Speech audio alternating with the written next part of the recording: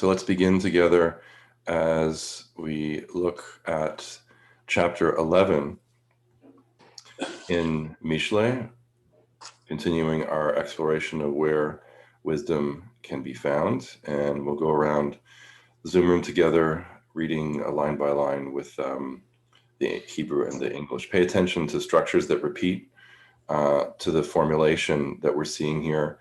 You will see some repetition from chapter 10 that you'll notice, but also pay attention to some of the images and look for clusters within the larger unit to see what emerges. Okay, so let's begin together. Chapter 11, Mishle. Me'oznei mirma to'avat Adonai ve'even shlema retzono. Marian. Cheating scales are loathsome to the Lord, but a true weighstone is his delight. Baz Adon ve'yavo kalon ve'et nu'im chochma. With pride there comes disgrace, but with the humble is wisdom. Tumat resh yesharim tenachem ve'selef bogdim yeshadem. The innocence of the upright guides them, but the perverseness of traitors destroys them. Lo yu'ilchon beyom evra utzdaka tatzil mimavet. Wealth profits not in the day of wrath, but righteousness delivers from death. Tzidkat tamim teyasher darko uverishato yipol rasha. The righteousness of the innocent shall make smooth their way, but in wickedness shall one fall. Okay, Alan, we're on to 6. Tzidkat yesharim tatzilem uvehavat bogdim yelachedu. The righteousness of the upright shall deliver them, but the traitors shall be trapped in their own crafty device. Bemot adam rasha tovat tikva v'tochelet onim avada. When the wicked one dies, hope perishes, and the longing of villains will perish. Tzadik mitzara nechelatz v'yavo rasha tachtav. The righteous is delivered from the straits, but the wicked comes in their stead. Fe chanef yashchit re'ehu uvedat tzadikim yechaletzu. Through speech does the impious one destroy their fellow, but through knowledge shall the righteous be delivered. Betuv tzadikim ta'alot kirya ube'avod reshaim rina. When it goes well with the righteous, the city rejoices. And when the wicked perish, celebratory songs. Okay, surely 11. Ubevirchat yesharim tarum karet ubefi reshaim tehares. By the blessings of the upright, a city soars, but it is overthrown by the mouth of the wicked. Baz lere'ehu chaser lev ve'ish tfunot yacharish. One who scorns their fellow lacks sense, but a person of discernment keeps silent. Holech rachil megale sod v'ne'eman ruach mechase davar. The gossip reveals secrets, but the trustworthy conceals an affair. Ve'ein tachbulot yipal am utshua berotz yoetz. With no wise direction, a people falls, but there is safety through a multitude of counselors. Ra yeroa ki arav zar v'soneh tokim boteach. One will surely be shattered who gives bond for a stranger, but one who hates offering pledge is secure. Okay, Morton. Eshet chen titmoch kavod va'aritzim itmechu osher. A gracious woman holds fast to her honor, but the arrogant hold fast to wealth. Gomel nafsho ish chased ve'ocher she'aro achzari. A kind person does good to their own self, but a cruel person blights their own flesh. Rasha oseh pe'ulat shaker v'zoreh tzedakah secher emet. The wicked makes deceitful profit, but one who sows righteousness reaps true reward. Ken tzedakah l'chayim u'meradef ra'a lemoto. Steadfast righteousness tends to life, but one that pursues evil for their own death. Toavat Adonai ikshe lev u'rtzonot mimei darech. The Lord's loathing are the crooked-hearted, but divine pleasure whose way is blameless. Okay, Bev, 21. Yad liyad lo yinakera, v'zera tzadikim nimlat. Stake on it, the evil shall not go scot-free, but the seed of the righteous shall escape. Nezem zahav be'af chazir isha yafa v'sarat ta'am. As a golden ring in a swine's snout, so is a lovely woman who is indiscreet. Avat tzadikim achtov tikvat reshaim evra. The desire of the righteous is only good, but the expectation of the wicked is wrath. Yesh mefazer v'nosaf od v'choshech miyosher ach lamachzor. The spendthrift gains all the more, another saves abundantly, but comes to want. Nefesh bracha tedushan u'marve gam hu yoreh. A benign person will flourish, and one who slakes the thirst of others, one's own thirst is slaked. Monea bar yikvuhu le'om u'bracha lerosh mashber. Marian. I think you're still on mute. 26. Marian, you're on mute. I'm sorry. Okay. One who holds back grain, the nation will damn, but blessing shall come unto the head of the provider. Shocher tov yivakesh ratzon v'doresh ra'a tevo'enu. One who seeks out good pursues favor, but evil shall come to the one who looks for it. Poteach be'oshuro hu yipol ve'che'alet tzadikim yifrachu. One who trusts in wealth will fall, but the righteous will flourish as foliage. Ocher beito yinchal ruach ve'eved evir lechacham lev. One who delights his house shall inherit the wind, but the foolish is a slave to the wise of heart. Okay, good. So let's There's take a two more look at verses. what we see here in terms of themes, in terms of other things that you notice, questions, all of the above. So what do we see, Shirley? Rabbi, there's 2 more verses. Oh, I'm sorry. Did I miss them? The 30. Oh, they got cut off on the next page. My apologies. All right. Hold on. Let me just get them back up. Good thing you saw that. I thought I was working from a different version of the Proverbs. So Shirley, why don't you finish those last 2 verses? Pri tzadik etz chaim ve'lokeach nefashot chacham. The fruit of the righteous is a tree of life, and he that is wise, one draws people in. Hen tzadik ba'artz yeshulam af ki rasha v'choteh. Behold, the righteous shall be requited in the earth. How much more the wicked and the sinner? Okay, so we're leaving on a somewhat upbeat note, as well as a word of warning, which seems to be a pattern that we're seeing. Clearly, there's some repetition, including verbatim words that are coming back to us. But what do you notice that is different, or are there clusters that are drawing your attention to things that we haven't noticed before that we should look at now? So, what do you see?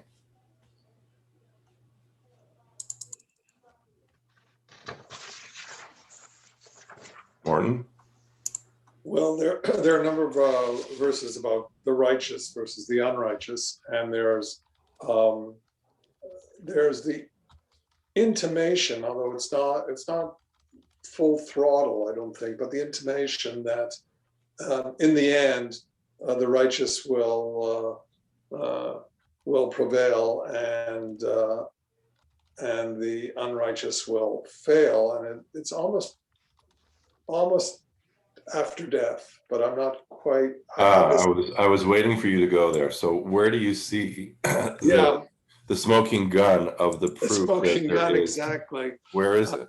I can't. Let's see. Where is it now? There definitely are intimations about where it's better to cast your lot with, but is it actually explicitly saying in the afterlife? No, but it says ultimately, or what verse? I might be able to find it. Okay. in a second. Then the other issue is the issue of money. Good, very good. So what do you notice about the issue of money, and how does it relate to what we've talked about so far? What's the overriding concern in the context of what we call the Near Eastern context of the time? What have we talked about? Why is it a concern? Well, if you talk about the move away from an agrarian society to a town society, Right. the getting caught up in money is a problem. It has the potential to Right. lead to problems, and there's a Right. lot of unknown because of the high risks, high stakes that are different than living in an agrarian world. And what else has come in here that's related to money and commerce that's a concern that also could be a trap? Yeah, Shirley. Is that about the scales? Well, that goes back to business and fair trade. Yes, that's true. Yeah. But what else is related to that? If you're in the shuk, you think about the last time you were in the shuk in Israel, or you go to the, what do we have here? Like Jean Talon market, Marché Jean Talon, okay? And you're worried about the scales, about how much they're going to charge you for the blueberries or the radishes. But how else might you fall into a trap aside from the scales? What else is part and parcel of commerce? Is that the meeting of people? Yes, but specifically what happens when you're haggling? What are you doing? You have to use Language. right. So commerce and communication are traps, right? You can fall into a trap with someone who cheats you, or you can become a cheat because you're drawn to money, and you can also cheat someone through words. So they're actually connected here in an interesting way that we haven't seen before. Morton?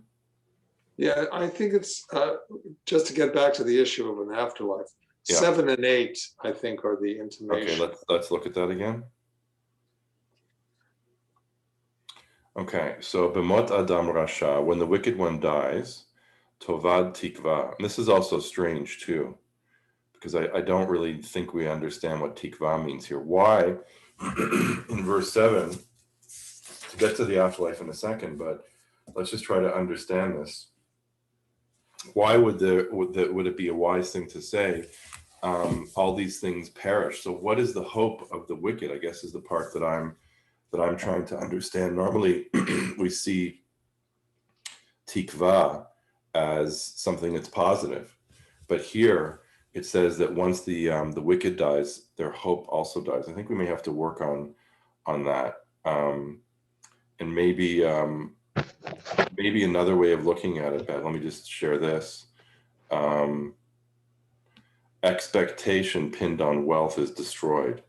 That's another way of looking at it, because again, it's supposed to be a proverb. The meaning of the Hebrew is strange and uncertain, but the goal, according to Pilch, he suggests that this proverb is meant to comfort the peasant in agrarian society who had no money and quite probably envied those who did.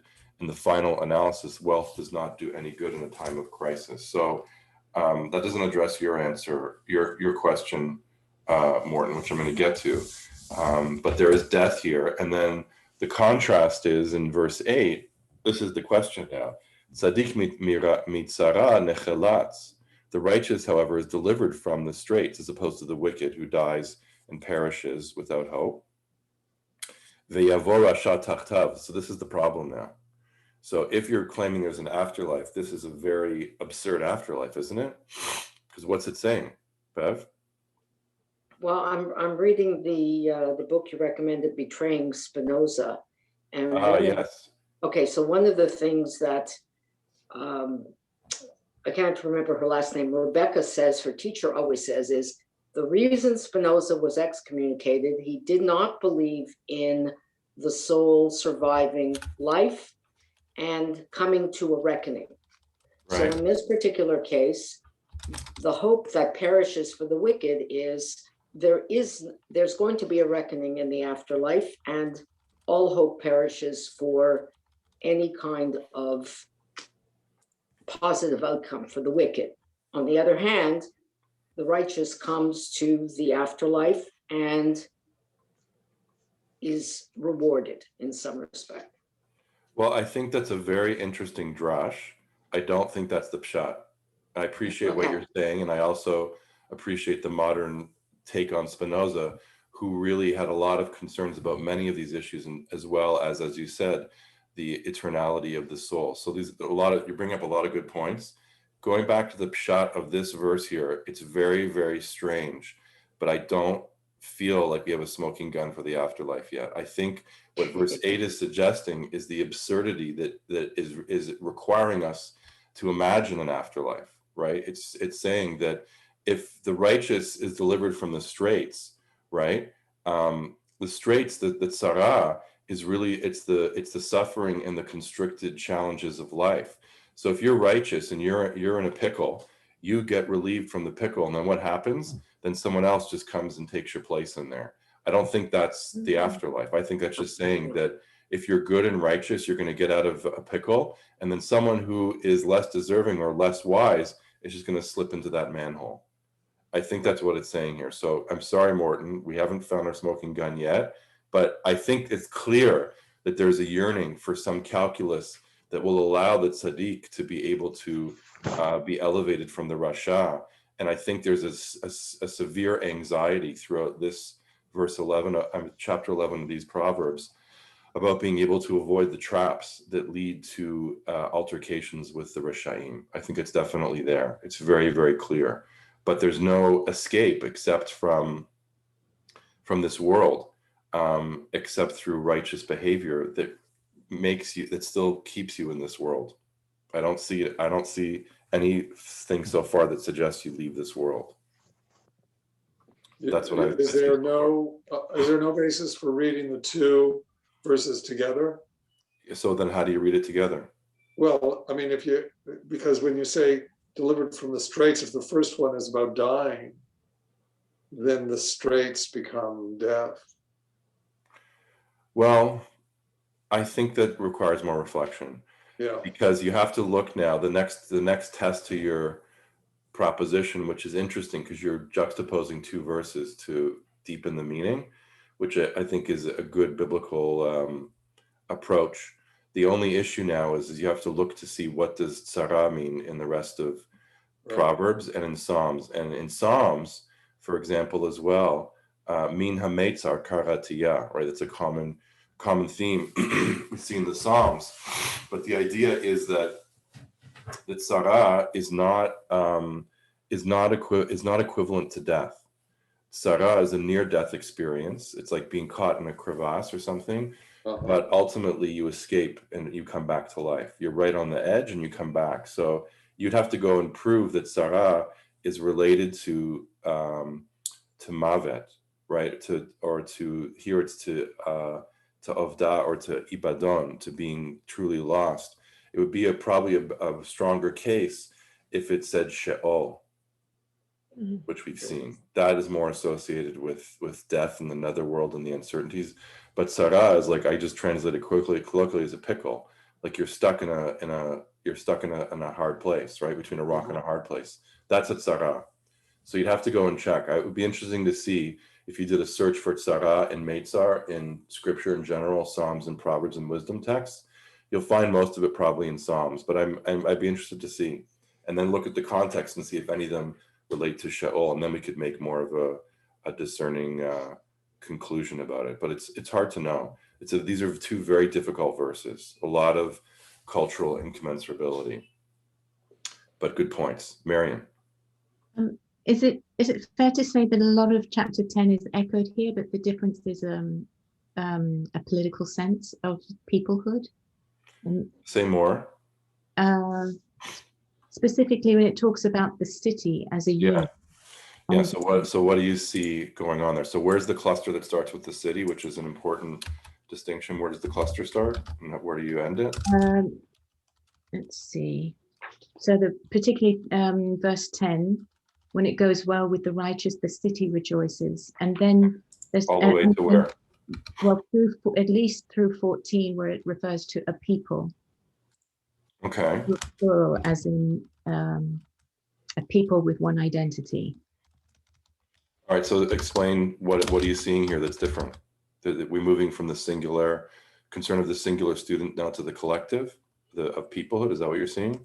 Yes, but also the idea that we're structured, that this is, it's more than, it's more than just we who all are bound by the common union of it. Now it's, I don't know, it seems to me that it's more definitively a political group, as in, it's not just commerce that binds us together, and it's Right. not just our faith that binds us. It's a sense of history that this is. Does that make sense? Yeah, it does. No, I think you're onto something that's emerging here. Let me comment on that a little bit, because I think I noticed that as well. I was trying to make sense of it. I would have maybe divided the cluster a little differently. But like, if, for example, let's look at 9 to 12 and then 10 and 11, which said 10 and 11 are really focusing on the city, but 9 and 12 bind it together into a sense of collective. And again, what is it that would draw you as a singular seeker to become part of a collective? Here, it's the shift from the agrarian society. You could be a lone farmer. You'd have to still have, farmhands that help you, but you could be more alone in the field. But once you move into a city, it's commerce and communication that you are required to use to navigate other groups, and also then become part of a group that leads to the building of a city. And I'll talk about the city in a second, because it's a different sense of a city than what we would have. But the verses 9 through 12 are a cluster that deals with speech and the well-being of the city, right? And the cultural context, according to Pilch, is secrecy, deception, and lying. Now, lying is something that unfortunately we become very familiar with in terms of the current political world that we live in, where truthiness and lies and half-truths are becoming the form of common communication. But in antiquity, cultural wisdom advises restraint in communication, right?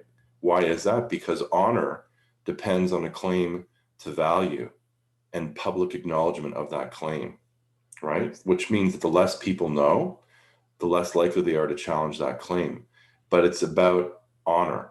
Honor needs to be protected, right? So outsiders outside of my group are never satisfied, and they probe deeper, and therefore there is this strategy of deception, and one might leak misleading or even false information actually to derail the investigation of others. And as a last resort, because of the honor of your family or of the tribe, it may be the case that you're tempted to lie to protect the honor and to cover many other circumstances. And it was quite common in antiquity for people to tell lies or even the truth about others, even neighbors, in order to be able to affect and to impugn their reputation and their honor. So Proverbs is speaking about a situation in terms of tribal conduct that was very real because of the issue of honor.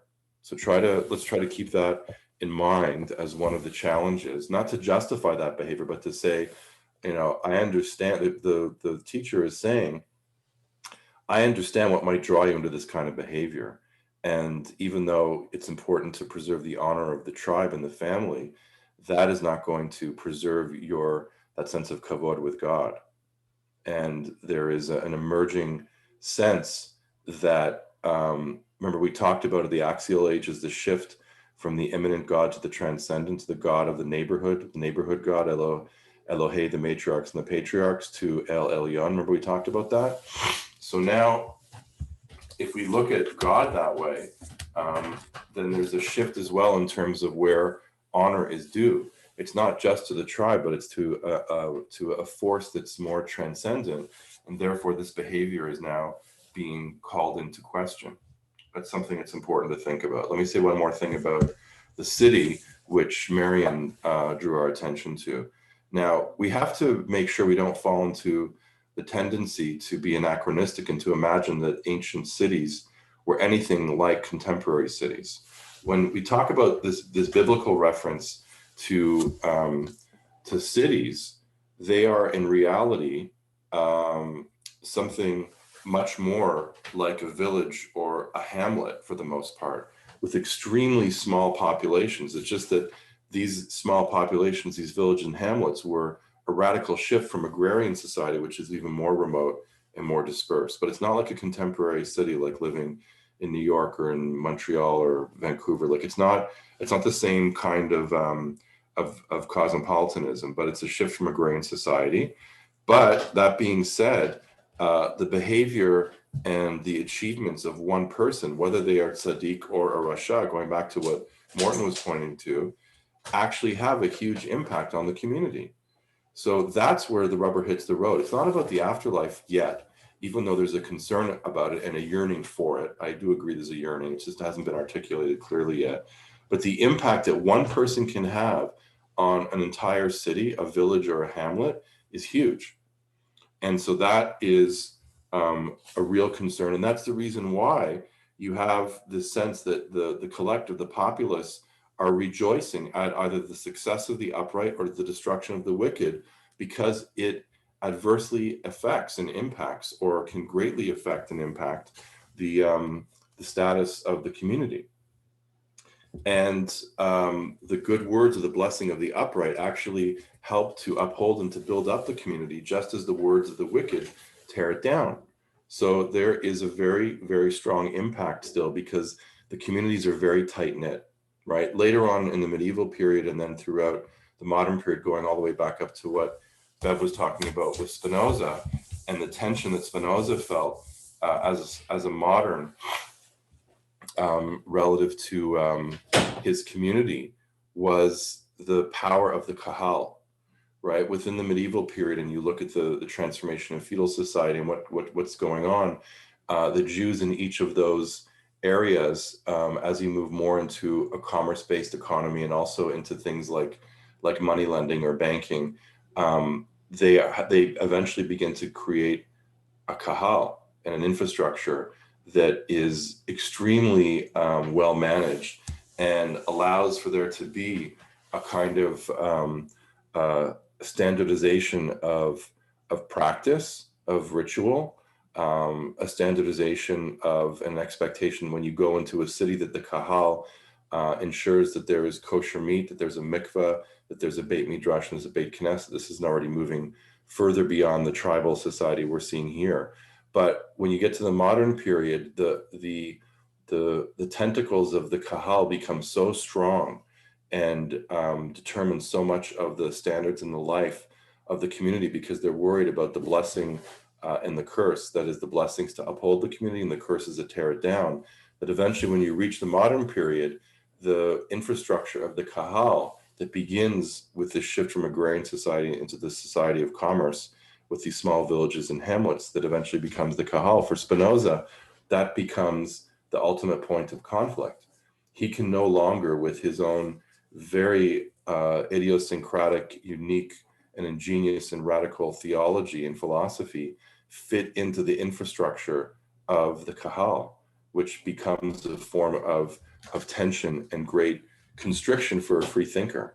And so the modern period, fast forwarding all the way up to modernity, but Spinoza really represents that break with the kahal, and the fact that the community, the Portuguese Jewish community and the Converso community, that was so anxious about retaining a sense of cohesiveness of their identity because of their own experience through the Inquisition and having to reclaim their own identity and to be more Jewish than the Jews. When Spinoza comes and challenges the boundaries of the kahal, he's branded a heretic and put into cherem. So it's not unrelated to some of the foundational values that you're seeing here in terms of how wisdom is understood and taught, because Spinoza actually, aside from being the first heretic in modernity, was also one of the greatest bearers of wisdom in that period too. And the incompatibility with the kahal structure comes back to part of what we're seeing here, which is the need to really protect the honor of the community. And I'm sure that the Portuguese in Amsterdam community, they were, it's the Portuguese community in Amsterdam, sorry, that's what I was thinking of. Spanish and Portuguese were the first synagogues and kahal structures that came to Amsterdam. They were concerned about their kavod, and that concern led them to excommunicate someone who was one of their greatest minds. but it was a mind that was not aligned with the Kahal structure and with the infrastructure that related to standards and to the way that Spinoza understood God. So all these things play into the structures that we're seeing here. And communication also becomes a real issue, right? So slander and gossip are major concerns, and whether or not one can be trustworthy in spirit. And then it goes back into the issue of giving surety and assurances for others, that is to guarantee a debtor will repay the creditor, because the problems and the anxieties come up again, that if the debtor defaults, then one giving assurances will be burdened with the debt. And this is all the more problematic when the person who is borrowing from you is your neighbor, your friend, or someone who's not part of your family, right? So if all goods are limited and already distributed, then giving assurances and surety to someone else really becomes too great a risk and has potentially calamitous consequences, which again is a great anxiety here. Even though there's higher stakes and higher risks in terms of wealth and investment, there's also the concern that because everything is fluctuating, you could be rich one day and poor the next day. So be careful of your accomplishments and specifically of your wealth, and be careful in terms of who it is that you are extending yourself to, because the tables may turn very quickly. So there is a lot that's going on here. What about verses 24 and 25 in terms of the virtue of giving to others and being open-handed and open-hearted? Is there something that shifts in verses 24 and 25 that may allow us to look at this differently?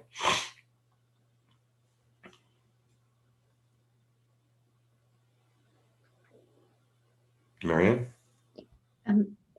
I didn't notice it at first, but the giving in the sense of selflessness for others is then tied directly in 26 back to the sense of nationhood. That's right. So what does that tell you? It is very interesting, and the nationhood comes again, right? And here it's not but it's So it's very universal. It's not Israel. So what are we seeing developing here? Any pattern you notice? I don't know if I'm reading too much into it, but for me, it's a sense that what we do today has direct consequences for what will come tomorrow. As a people, how we care for each other will determine what our successive generations are like. Right. And it's interesting, though, again, to realize that it's not the people here is the universal and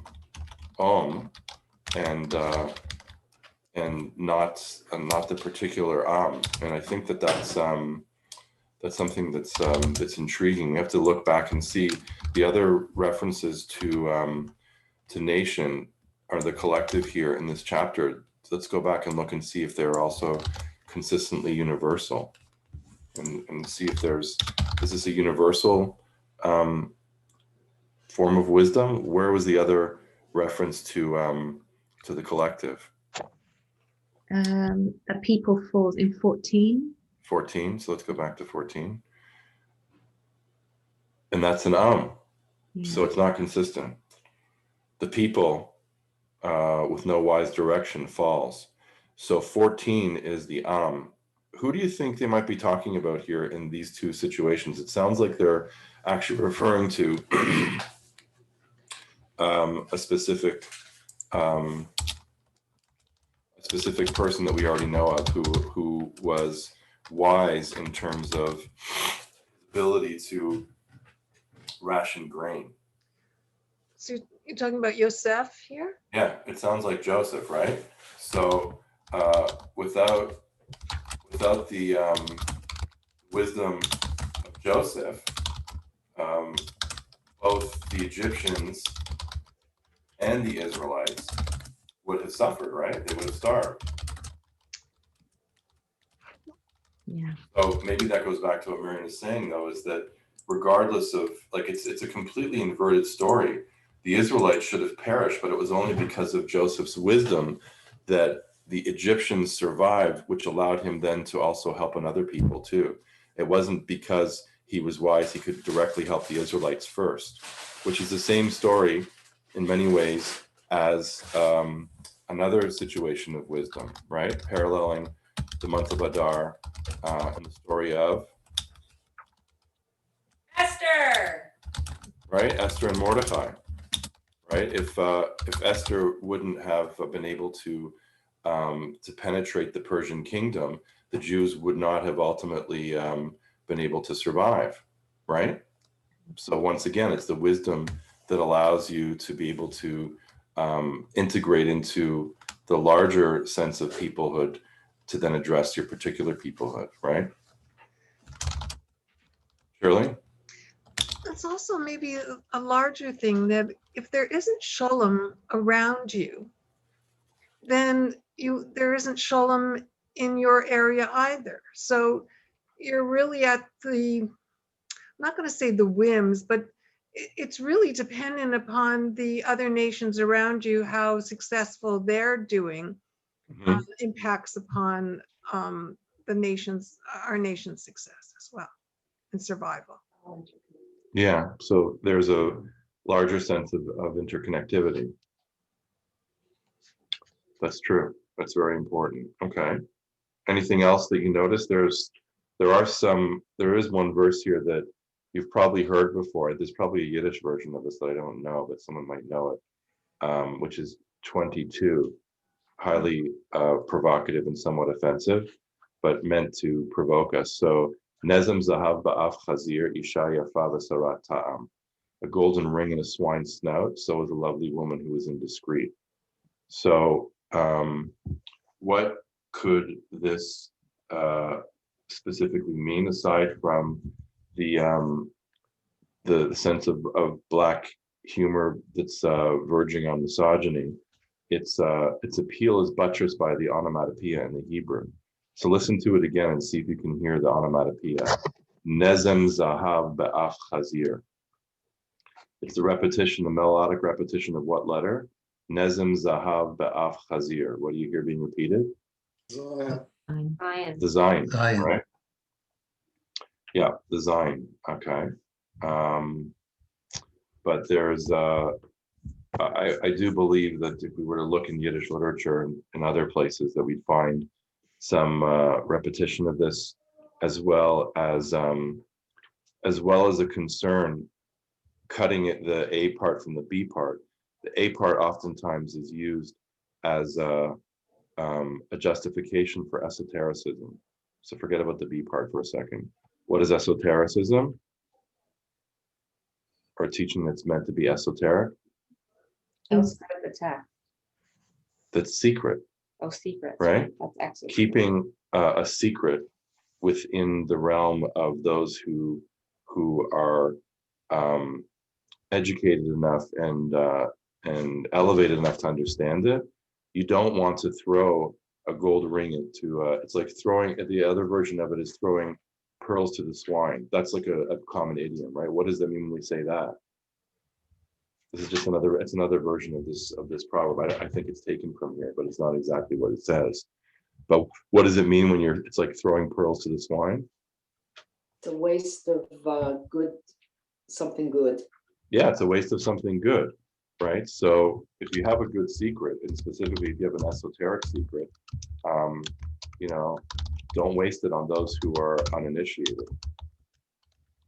Oh, that brings up another Yiddish phrase of Yeah, I know it, Alan. Which one? Anar weist man nicht kein halbe Arbeit. Yeah. Okay, so translate it. That's good. Don't show a full half-done work.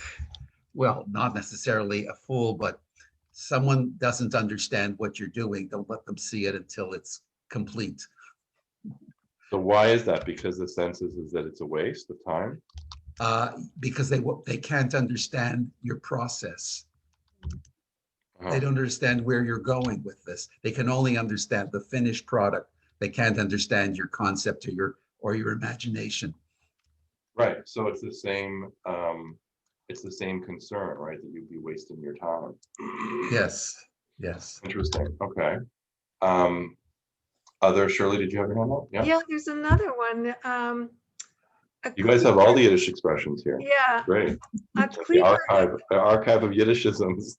Yeah, I Amazing. remember my parents, like if I would point something out and my father always told me to say Klieger et nicht sugen and nar et nicht wissen.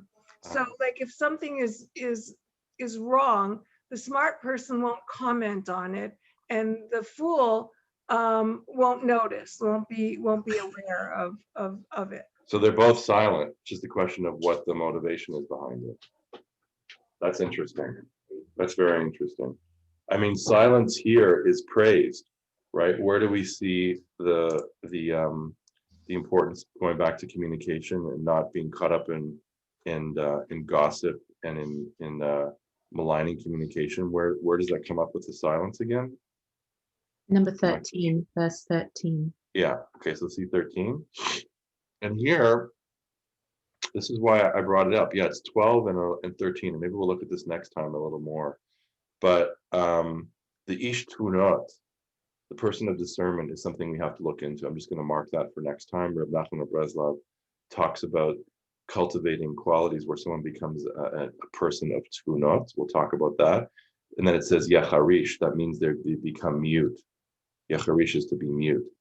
And then the gossip reveals secrets, megaleh sod, but the ne'eman ruach, the one who is of a trustworthy spirit, mechased davar, actually conceals the matter, which means that's a form of esotericism, right? Is to be able to communicate.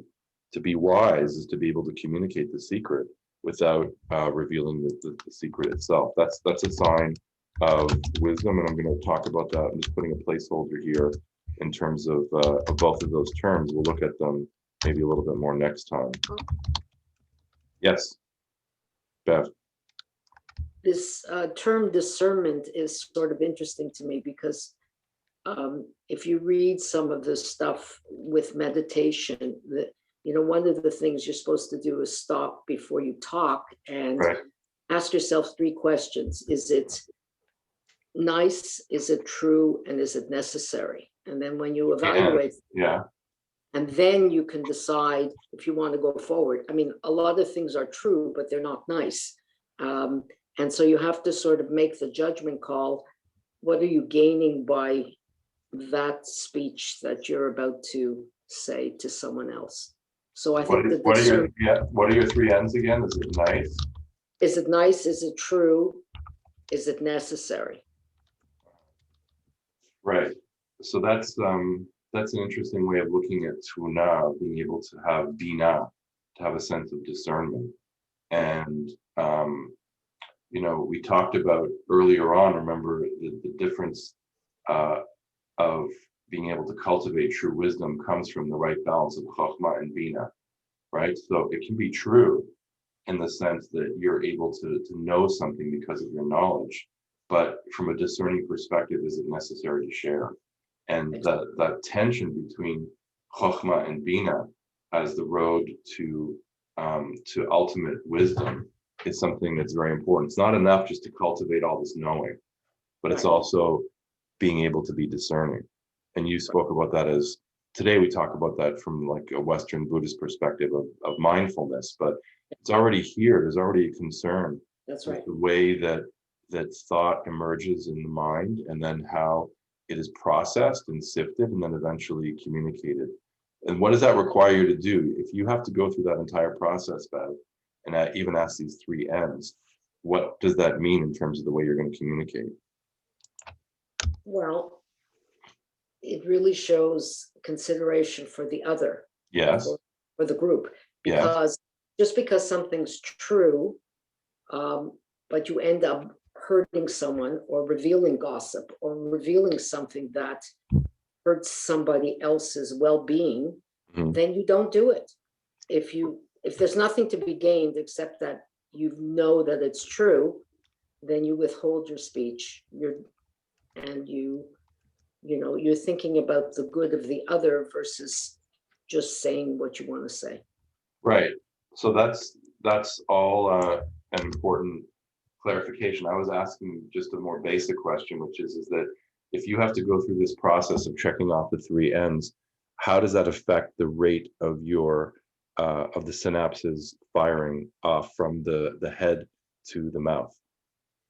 You slow it down. That's I mean, right. the That's synapses are firing, but you're slowing down, so to Yes. speak. Thank you for the correction. The synapses are firing, but the question is how quick is the mouth flapping, right? That's the question. And it requires us to slow down. I think that's what we would call mindfulness today, but Proverbs is saying that there's something to being able to be responsive rather than reactive, right? Shirley? So I guess further to that is 17 kind of confuses me. Where it says What was that? 17 again? a kind person does good to their own self, but a cruel person blights their own flesh. Okay, so the second part makes sense. Yeah, that is strange. It may be a corrupted verse. Let's take a look at it in 17. There was another verse that was strange as well, which is 19. We haven't talked about it, but 17. Well, Alter doesn't say anything about there being a problem with it, but it still is strange, and Pilch doesn't say anything either. So we're left to our own devices. What does it really mean? It may be the difference between nefesh and sha'ar, and that is to say that, and again, it's hard to figure this out because nefesh is, I translate it as self, but maybe here it's not just self, but it's their spiritual self. Nefesh usually in antiquity means it's your vital life force, right? But someone who is cruel blights their own flesh, which means they don't take care of their own embodied self. Maybe that's the difference, but it's very unclear. You have to give that some more thought. I'm not sure, Shirley. It's a good point. But what I wanted to just say was here, 19 is also unclear. The text that we have that is amended in some of the manuscript witnesses, 19, it says, and I translate it as steadfast righteousness, but that's ken tzedakah l'chaim. Okay, but Alter suggests something different. He says the Masoretic text reads ken tzedakah, thus righteousness, which doesn't make sense and produces a poor parallelism with the second verse in a series of Proverbs where the parallelism is usually neat and even pat. So he turns to, because he thinks the parallelism is the most important structure working here, which is true, he translates it as a righteous son is for life, or a righteous child. Ken is read as ben, which is just a little jot of a partial part of the letter of distinction between those two, right? In terms of how it would have been scripted. So the Septuagint and the Syriac both say ben stuck up. Now, I'm not really sure. And again, this issue of the ben and the banim that we've been looking at, and we've been moving back and forth between translating as child as opposed to son. All I can say now is at this point is just if you want to look further into the issue of sonship, which is a huge issue stemming out of ancient Israelite culture into the medieval period, but also with the birth of Christianity. So it is an ancient concern, is the book called Ben by Moshe Idel. It's a fascinating book, and it requires a lot of investigation and reflection as to the usage of Ben and sonship, and what eventually leads to the creation of a new religion that breaks off from Judaism, known as Christianity, and the importance of the son in that structure is very important, but it's actually already embedded in these texts. And so the issue of sonship and messianism, all those things are very important to think about. It's not clear whether verse 19 is Ben or Ken. I'm not really sure. But we'll leave it as an open question. One final question from Morton, then we'll conclude for today.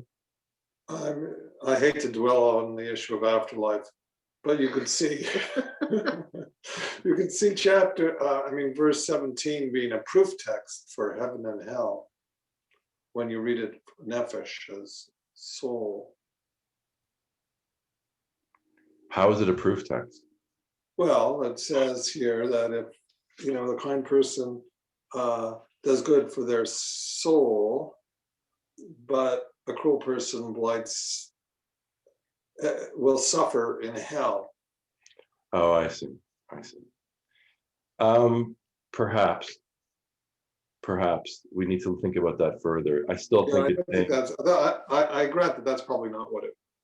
Yeah, I mean, I think Good. again, there could be some innuendo and allusion there, but I think the shot really is once again Yeah. that if you take care of your spiritual self, then I mean that's the idea, is that like spiritual self-care is good for you, but if you abuse your body, you'll suffer. I think that's all that it's saying. But it would be interesting to see if I looked in medieval Kabbalah, for example, in the Zohar, to see whether the vision of Gehinnom uses this as a proof text. That would probably be a hermeneutic move that the medievalists would make. But here, it's not entirely a smoking gun yet. No. Or, sorry, we're getting closer, but we'll check next time in the Zohar. Yep, last comment from Alan. You're on mute, Alan. I'd like to go back to the topic of the axial age, if I may. Yeah. Where can you place the actual age to the time of Solomon, or can one place it to the time of Solomon? I'm asking the question for a very particular reason, is that when you referred us to research the word axial age, the author suggested that it included the traveling scholar who might have brought ideas from a foreign land. Right. And in Right. Solomon, we read about him doing international trade in luxury goods from very distant countries. Correct. Right. Is there, in fact, the breastplate of the priests had semi-precious stones that came from Afghanistan and India. Mm-hmm. And India is also a source of alternative form of spirituality. Right. Right. So do we know for certain that the age of Solomon began the axial age or not? Or is it all conjecture? It's somewhat conjecture, but I'm more open to seeing this as like a zeitgeist and not necessarily saying either it's at this period or that period, it's in or it's out. I think the zeitgeist of Solomon and what you've suggested, because of the massive amount of trade in the Silk Road and the Levant, and it was clear from all the materials of the building of the temple right down to the breastplate that there was constant trade back and forth. The fact that the figure of Solomon also was married to Sheba, Queen Sheba, suggests that there was this kind of internationalism, or the sense of the exchange of trade and ideas that was very much alive and moving there. So I think it's part of the zeitgeist. Whether it specifically fits into the exact dates that Jaspers talks about with the axial age might be contested, but I don't think that's the issue. I think it's showing an evolution in human thinking, and the Solomonic period and the School of Solomon, by extension, really is part of the zeitgeist. So yes, that would be my answer. Thank you. But it deserves further reflection. We'll go back and do some more carbon-14 dating on the Choshen Mishpat. See what we can find out for next time, right, Alan? Yes. All right. So God willing, next time we'll be back together. We'll look at maybe some of the final things that remain from this session, and then we'll try to go on to look at chapter 12 together. Take care, everybody.